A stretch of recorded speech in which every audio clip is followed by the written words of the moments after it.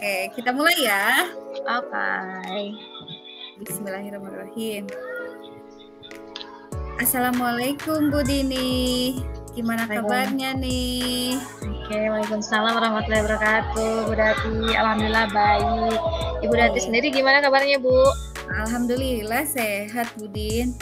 Alhamdulillah. Ini kita akan ngobrol-ngobrol santai nih ya, kira-kira 10 menitan lah kurang lebih ya.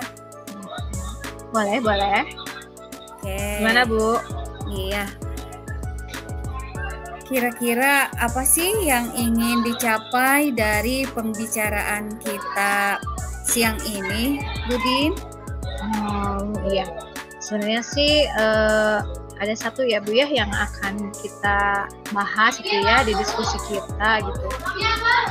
Ingin menemukan minat baca murid Bu gitu ya, perihal literasi Bu gitu di sini. Gimana ya biar bisa meningkatkan gitu ya minat baca gitu ya di anak-anak.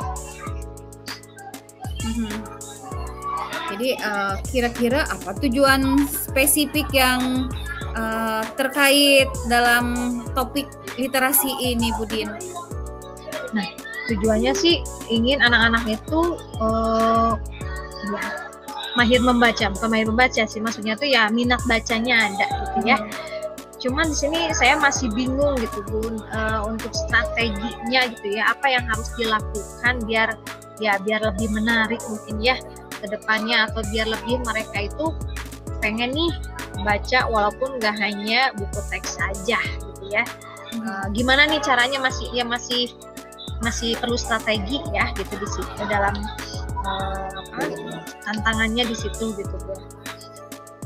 Oke, emang bagaimana gitu Bu Din situasi yang ada dalam hal keterkaitan dengan tujuan dari kegiatan literasi tersebut, Bu Din? Sebenarnya sih situasinya kalau untuk literasi sendiri sih di kelas ya sudah ada namanya tuh pojok literasi Bu gitu ya. Pojok literasi sudah ada, namun memang belum dioptimalkan dengan baik gitu ya. Kemudian ini juga sih meningkatkan minat baca ya, khususnya di sekolah gitu ya. Berarti harus punya wadah atau memang harus ada yang perlu dibiasakan atau menjadi pembiasaan di sekolah Bu gitu, seperti itu. Kayaknya harus apa ya gitu, masih belum terfikirkan apa yang harus dilakukan ya gitu. Oh gitu. Jadi dalam hal ini kira-kira apa ya tantangan atau hambatan yang Ibu Dini hadapi tadi? Tantangannya nih di sini anak-anaknya masih ada yang malas untuk baca gitu ya. Karena mungkin media bacanya atau memang tempatnya itu belum menarik gitu ya untuk anak-anak, atau belum nyaman untuk mereka itu baca di situ atau baca di kelas atau misalnya baca di perpustakaan gitu. Iya. Jadi kelihatan banget ya dari media baca atau tempat ini yang belum optimal sepertinya ya dengan baik ya Bu Dini ya. Apa kiranya mungkin dari Bu Dini apa ya sumber daya dukung mungkin apa ya yang Ibu miliki? Perihal sumber daya mungkin ya. Di sini sih kayaknya anak-anak bisa dikerahkan gitu ya untuk membuat pojok baca dengan bareng-bareng gitu ya, nanti mungkin actionnya gitu ya, dengan membuat pojok baca, atau mungkin juga bisa dengan literasi digital gitu ya di kelas. Kalau secara umumnya di sekolah, mungkin di perpustakaan sekolahnya itu lebih di makeover lagi mungkin ya bisa gitu ya, ditambah dengan sentuhan literasi digital untuk seperti kekinian gitu ya Bu ya, biar up to date gitu kan untuk segala sesuatunya itu. Mungkin yang baru terpikirkan sih seperti itu Bu. Iya tadi dengar dengan adanya pojok baca di kelas gitu ya, dengan mengoptimalisasi perpustakaan yang ada gitu ya. Apa sih kira-kira langkah yang dapat Ibu Dini ambil untuk mencapai tujuan tersebut? Langkah yang saya ambil ya harus optimalisasi dulu yang di kelas dulu ya, karena memang kelas adalah center utamanya gitu ya di kelas. Jadi itu dengan pojok kelas, mungkin nanti ditambah dengan perpustakaan digital di kelas, kita nanti kalau kalau kepikirannya sih kayak apa ya? Di hari-hari tertentu atau mapa-mapa tertentu boleh menggunakan gawai gitu ya. Jadi boleh membawa gawai. Nah, tapi kita fasilitasi gitu ya. Dengan membawa gawai itu nggak seenaknya mereka itu dengan hanya bawa aja kemudian searching aja. Tapi bisa digunakan juga untuk ke arah-arah yang lebih baik nih, perpustakaan digital misalnya. Itu kan sekarang kayak di juga atau di sumber lain juga sudah ada ya perpustakaan digital dengan misalnya flip atau apa gitu ya, kan lebih menarik tuh anak-anak gitu ya. Mungkin anak-anak nggak tahu tuh yang kayak gitu, hanya misalnya di kalangan kita aja, tapi bisa aja tuh anak-anak dengan buku-buku yang memang sudah disaring ya bacaannya gitu ya. Terus kayaknya untuk di perpustakaan sekolah juga bisa nih gitu ya dengan literasi digital seperti itu gitu, biar bisa biar menarik gitu ya untuk baca di perpustakaan misalnya sedang istirahat. Jadi perpustakaan itu banyak digemari juga ya untuk anak-anak gitu ya, biar lebih banyak ke perpustakaan. Jadi nggak hanya di kantin aja yang banyak, tapi di perpustakaan juga banyak gitu. Wah, sangat menarik sekali ya Bu Dini menunjukkan ide tadi perpustakaan digital. Kira-kira selanjutnya nih kapan gitu ya Ibu Dini harus melakukan kegiatan tersebut gitu? Harusnya sih secepatnya ya, tapi ini butuh proses juga ya, karena harus dipilih-pilih dulu nih buku-buku digitalnya yang memang harus disimpan di perusahaan digitalnya atau galerinya gitu ya.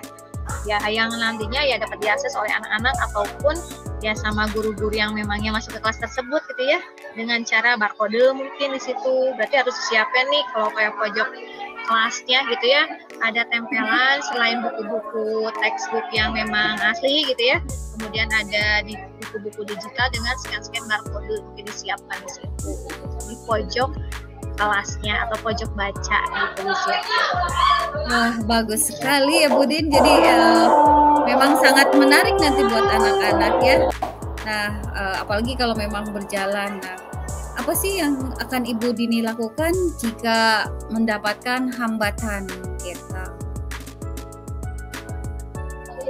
Jika ada hambatan, insya Allah saya akan perbaiki gitu ya kesalahannya. Namun ya kesalahan yang diperbaikinya itu apa dulu gitu ya. Misalnya kalau dalam hal misalnya kayak sekarang kan sinyal gitu ya, berarti kan harus dari dulu sekolah juga ya gitu untuk punya wifi di sekitar area sekolah itu diaktifkan dengan baik gitu kan, karena sekarang masih terbatas gitu. Kalau misalnya memang mau dioptimalisasi dengan perpustakaan digital, bagus gitu ya, tapi memang harus ada plus minusnya juga ya, di mana-mana harus ada sarana pendukungnya juga gitu. Ya mudah-mudahan sih terrealisasi gitu. Keren banget. Nah, biar langsung ditangani nih Bu Din, bagaimana sih kira-kira Ibu Dini ini akan memastikan bahwa Ibu bisa tetap konsisten ya dalam mengembangkan minat baca siswanya?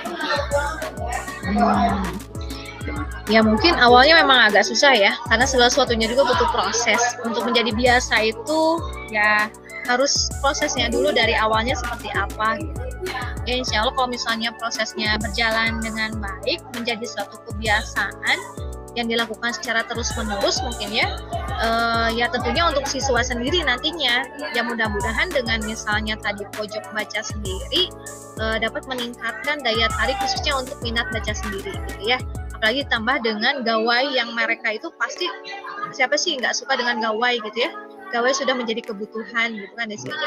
Mungkin bisa dioptimalisasi dengan gawai tersebut juga untuk sebagai media akses atau multimodanya gitu ya, sebagai sarana literaturnya gitu sih.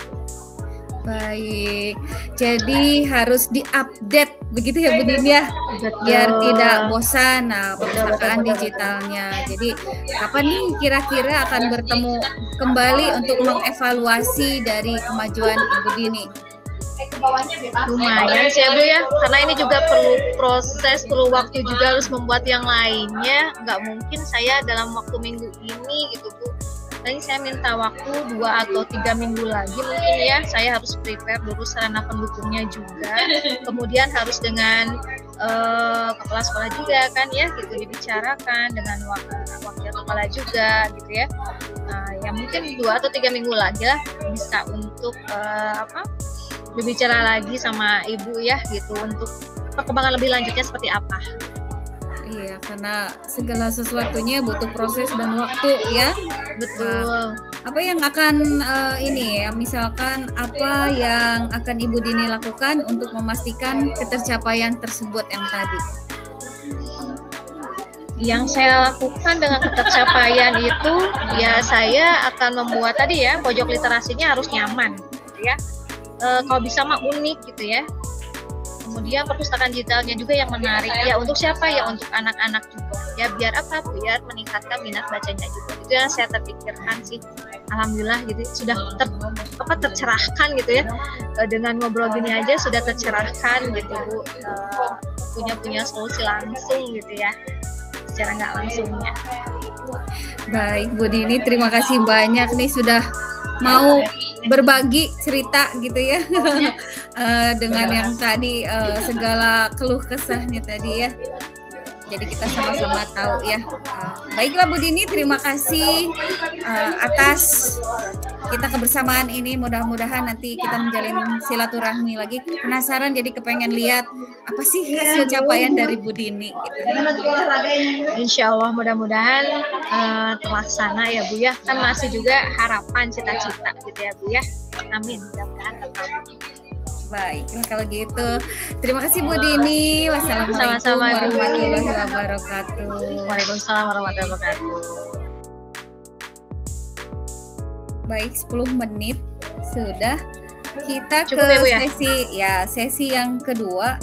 Kita juga sama menggunakan alur Tirta ya. Betul.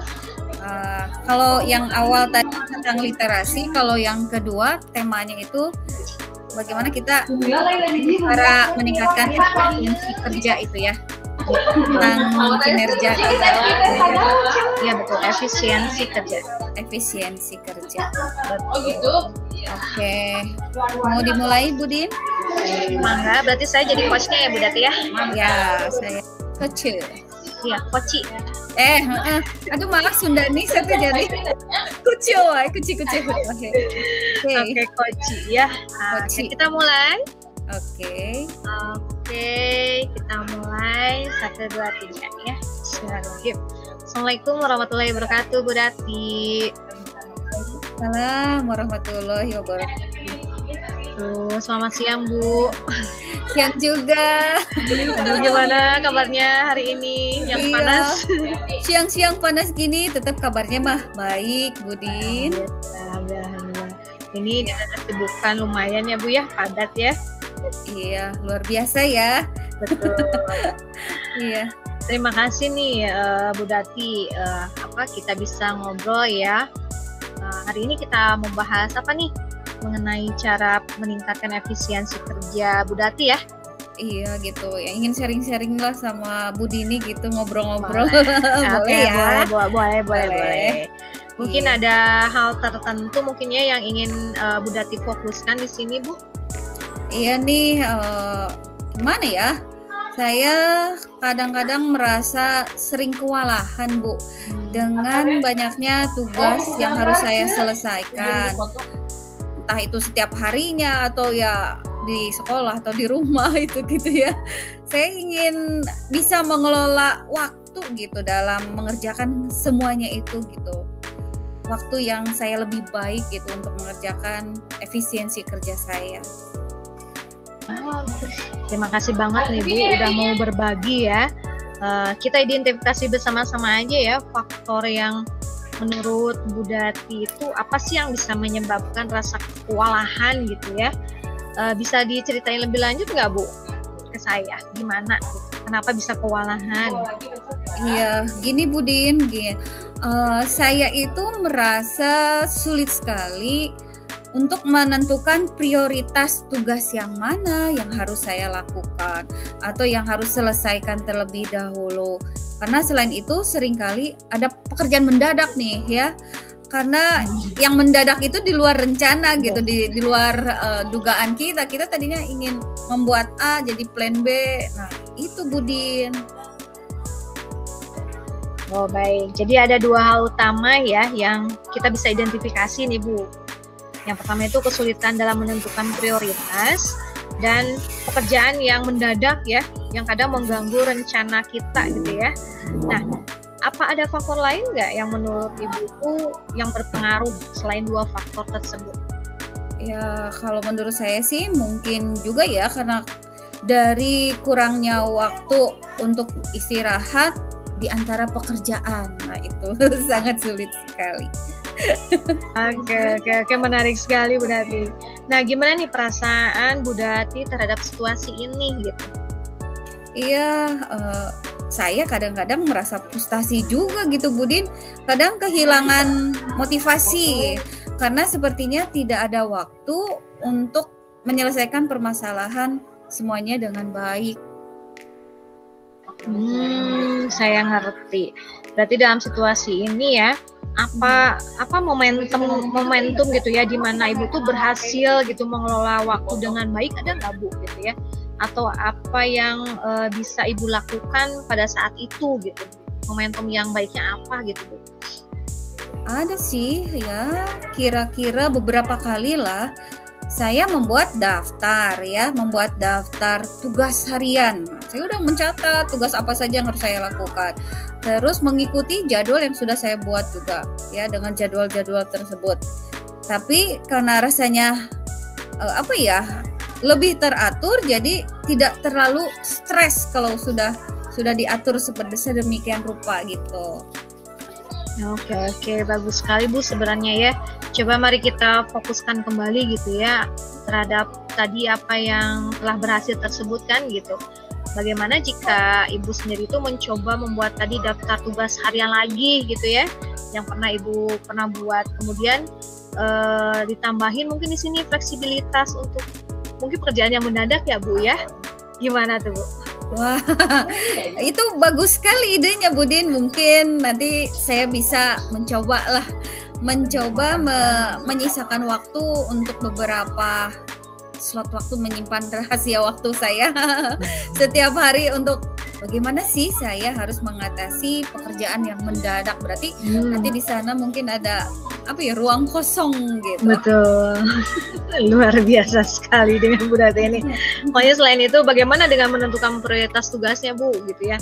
Mungkin Ibu juga bisa menggunakan metode tertentu mungkin seperti Eisenhower Matrix gitu ya untuk membantunya. Mungkin Ibu bisa kan pasti ya. Oh iya, saya pernah mendengar tentang metode tersebut. Nanti saya akan mencoba dan melihat bagaimana nasib hasil dari jadwal yang tadi akan saya buat gitu. Iya, bagus sekali Bu Dati. Ya mungkin jadi rencana tindak lanjut kita adalah membuat daftar tugas harian ya dengan slot waktu yang fleksibel gitu ya. Dan mencoba menggunakan Eisenhower Matrix itu untuk membuat prioritas atau skala prioritas. Nah, gimana nih perasaan Ibu tentang rencana ini? Ya, akhirnya saya merasa lebih optimis lagi dan siap untuk mencoba strategi baru ini. Dan tentunya terima kasih banyak nih Budin atas saran ini. Kita ngobrol barengnya ini udah suatu anugerah gitu ya. Jadi saya tahu bisa apa gitu. Sama-sama Bu Dati, ya saya yakin sih Ibu pasti bisa melakukannya gitu ya. Nih, kapan nih kita akan ketemu lagi? Minggu depan? Atau untuk melihat perkembangannya gitu ya? Atau kapan nih Bu? Ya, kira-kira mungkin minggu depan deh saya akan buat struktur jadwal yang tadi saya kemukakan di awal supaya lebih tertata lagi dengan kalau misalkan ada slot ruang waktu yang terbuka nanti akan saya jadwalkan juga gitu. Siapa tahu itu menjadi satu kesatuan khusus gitu bagaimana kita membuat jadwal menjadi lebih rapih lagi dan ada spare atau waktu yang kosong gitu. Mungkin ya Budin ya. Luar biasa gitu ya. Luar biasa. Nanti saya tunggu minggu depan ya Bu ya.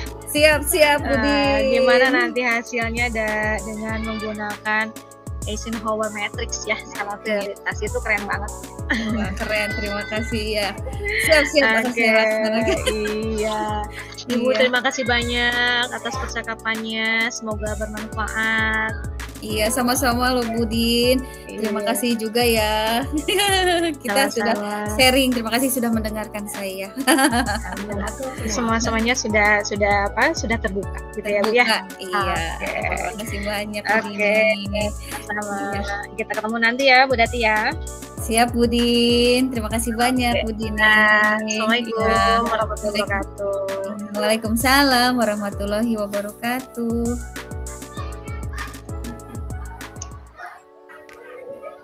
Sip. Apa berhenti merekam ini? Nggak tahu. Lanjut dulu aja mungkin ya. Lanjut dulu ya Pak. Kalau sudah 2 sesi. Lumayan Bu, 7 menit tuh. Iya.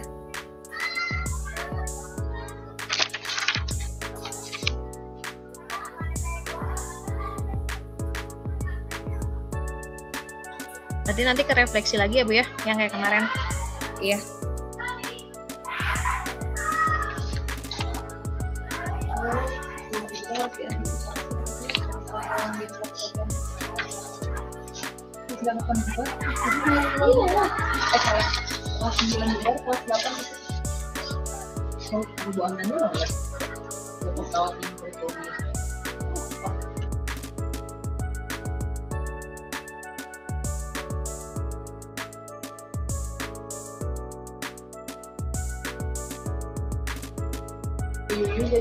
Langsung refleksi meren ya Bu ya?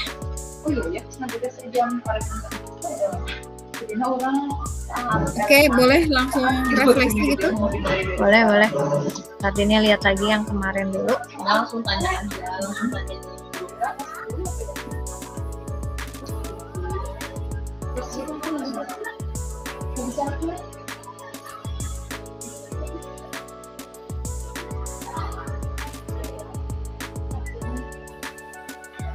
Saya masih kesini langsung ganti ini maksudnya aja.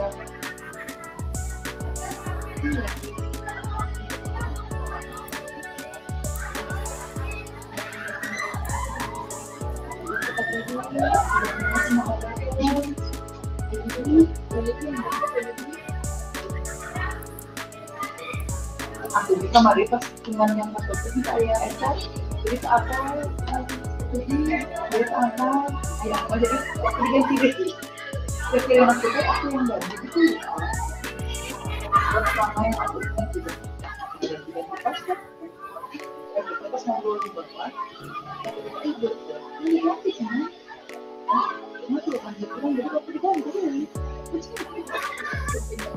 Yang ini lagi ya Bu ya? Oke. Ini mah kan yang kemarin teh udah yang gini ya. Yang sekarang mah yang Ibu. Ya. Kalau menurut ini sih refleksi dari tadi yang skrip kedua ya, yang coaching kedua sudah berjalan sesuai dengan alur tirta ya Bu ya. Iya, betul sekali karena sesuai menyusun skrip. Iya, lebih karena kan kemarin belum tersusun ya. Ya, tersusun jadi masih acak-acakan. Iya betul. Ya. Sekarang sudah tersusun dengan baik, jadi nggak nggak ngayai istilahnya ya Bu ya, maksudnya nggak ngatau gitu ya. Nggak ngatau, bukannya ngatau ya Bu. Jadi terarah gitu, pokok bahasannya lebih terarah, terstruktur gitu. Apa yang mau dibahasnya. Betul. Gitu. Terus apa yang masih perlu diperbaiki atau tingkatkan? Enggak sih, itu mah lebih ke ininya aja ya Bu ya, tentang pelaksanaannya aja itu ya. Kalau dari segi percakapannya kata Dina sih alhamdulillah sudah berjalan dengan sangat baik, makan itu ya, timing waktunya juga tidak over, sudah pas dengan 7 sama 10 menit itu udah baik sih sebenarnya gitu ya. Apalagi sih itu yang ketiga teh, apa Bapak Ibu lakukan tetap dalam kondisi kehadiran penuh ya apa yang dilakukan memperbaiki untuk meningkatkannya. Udah sih, udah dengan latihan ya Bu ya, kita latihan. sekali take ya. Kemarin kirain langsung ini tahu aja ya, tapi lebih tadi kita tersusun jadwal, tersusun skrip narasi, jadi bisa lebih walaupun dikembangkan tapi tersusun gitu apa saja daftar pertanyaannya yang akan dikemukakan gitu. Gimana nih Bu, apa yang Ibu rasakan setelah coaching ini? Yang kita rasakan hari ini, kita lebih memperdalam lagi ilmu komunikasi, bagaimana kita berkomunikasi dengan baik, tidak ada miskonsepsi. Betul. Jadi ada keterampilan dalam menggunakan bahasa ya di situ ya. Nah, bahasa ini kan kadang-kadang kalau tidak tertata gitu, bukan asal-asalan, tapi dalam hal pernyataannya kadang-kadang jadi pernyataan dibuat penyataan akhirnya jadi salah persepsi kan ya, jadi ada komunikasi yang salah. Jadi dari situlah kita bagaimana keterampilan kita dalam bidang komunikasi lebih baik lagi gitu. Jadi memahami apa yang akan dibicarakan, perencanaan, tujuannya, terus identifikasi masalahnya seperti apa gitu. Jadi akan menghasilkan, tadi balik lagi ke si coach itu ya, yang akan menyimpulkan tadi ya, memberikan solusinya sendiri kan, dari si coach itunya ya. Gitu. Iya betul. Tapi kerennya itu memang kalau coaching itu ya sebenarnya si coach sendiri yang memang punya solusi yang terbaik ya. Iya. Jadi beda dengan consulting gitu ya. Kalau consulting kan ada masalah tuh ada yang harus diutarakan dari si konsulatnya gitu ya. Kalau untuk coaching sendiri mah, jadi si coachingnya sendiri yang memang dia memberikan solusi yang terbaik buat dianya sendiri. Soalnya yang akan melakukannya juga dia gitu ya. Betul, coachingnya sendiri gitu ya. Iya, jadi dia lebih fokus gitu, karena dia sendiri yang tahu permasalahannya, pasti dia juga akan mengetahui kunci jawabannya gitu. Seperti kayak gini gitu, kayak kita aja lagi ngajar, tahu ini mau buat soal, jawabannya apa, nah kayak gitu mungkin ya. Itu solusi alternatif yang bisa kita terapkan dalam coaching juga gitu ya, tanpa kita sadari sebetulnya itu. Jadi kita membangun emosi coach kepada coaching atau sebaliknya coaching gitu, kira-kira seperti apa ya terhadap coachnya gitu. Jadi yang tidak merasa coach kalau ini nanyanya yang beruntun gitu, yang tanpa jelas mungkin, cuman masuk nggak dalam pertanyaan. Jadi kita harus melihat bobot pertanyaannya itu seperti apa, kan kita sudah tahu apa sih kata kunci yang ingin kita pertanyakan gitu. Ada pertanyaan-pertanyaan yang harus kita sampaikan, jadi tepat pada sasaran pertanyaannya gitu. Iya betul. Jadi sebenarnya lebih enak ya, ini mah lebih karena lebih terbukanya ya, karena dia sendiri yang punya masalah, kemudian dia sendiri yang mencari solusi masalah sebenarnya ya gitu. Cuman dia butuh teman berbicara gitu ya, teman ngobrol, ngobrol gitu, intinya masih itu. Kalau misalnya ada teman untuk ngobrol ya pasti segera nggak langsung solusi juga ada dari dia sendiri gitu kan, di sendirinya. Ini kita mengarahkan gitu, kayak menuntun, membimbing gitu si coaching ini ya. Jadi diarahkan aja, nanti yang keluarnya dari coach itu ya, coach sama coach masih kebalik ya Bu ya. Coach itu dibaca coach gitu ya, coach sama coach sama coach. Coach sama coach. Nah gitu kan kayaknya coaching, kayak coaching klinik gitu ya. Iya, coaching klinik. Terus gimana tuh sekarang udah ini udah apa rekamannya selesai atau masih berlanjut? Kalau tadi 2:30 itu kita selesainya rukol 2. Iya, selesai rukol 2. Iya, karena kan 2 JP ya. Iya. Bisa pindah jadi bisa ambil ke darurat itu, tinggal begini.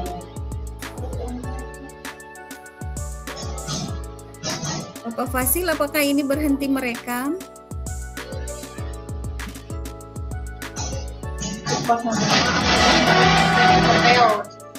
Kayaknya emang grup yang lain mungkin masih. Ya masih. Kayak kemarin kalau ada yang keputus semua gitu ya rekamannya ya. Nggak tahu sih. Di Nima kemarin mah kan 1 kali upload aja ya. 2 kali ngerekam malah kan pas kemarin udah cobain kan kata Nita gitu. Cobain lagi rekam lagi gitu. Oke. Kita harus kembali ke room utama, berarti kita berhenti merekam ya. Iya. Oke. Bye. Berhenti merekam. Oke, berhenti.